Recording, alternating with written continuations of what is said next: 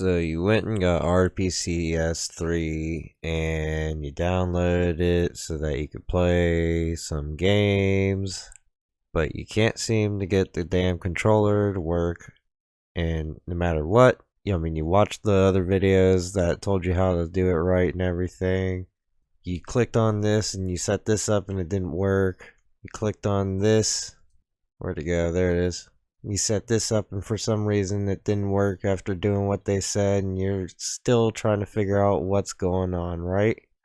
Well, I'm going to try and help you figure that out. So let's go ahead, get out of that. What you want to do is you want to have the game that you're going to play set up and running. And I already have it done on Armored Core 4. You can see what I got this game, or what I have the emulator for. But I'm going to do it on for answer for you. So what you do is you go to create custom gamepad configuration. Set it to X input if you're using an Xbox controller. That's what this is for, by the way. This is for the Xbox controller. And that'll set all the buttons up, unless you want to change them and everything, but probably don't. Let me grab my controller here. There we go. Is it online? Yeah, it's on. Holy shit. Okay. Anyhow. So you did all of that stuff. You switched it over from the handlers over to X input, made sure all this stuff was going, and for whatever reason you cannot seem to get it to actually pick up your controller. If you go up into devices and you see that you have more than one pad connected, don't leave it on one. Well, if put it on two.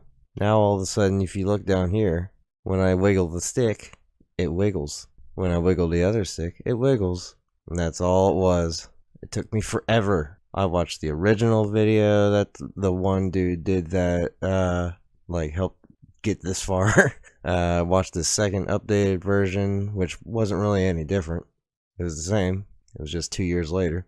And I just couldn't figure it out. And then finally I noticed his only showed one pad being connected. All three of the rest of these were disconnected. But mine showed both of them, and I couldn't figure out why. And I think it's because I actually had more than one peripheral attached to my computer at once. So if you're like me and you have two joysticks, a Tartarus Pro, and a controller and keyboard and mouse all at the same time, you might run into something like this. So keep that in mind. If you do, you might run into problems where you can't use things when you should. But anyhow, I hope that helped you. Deuces.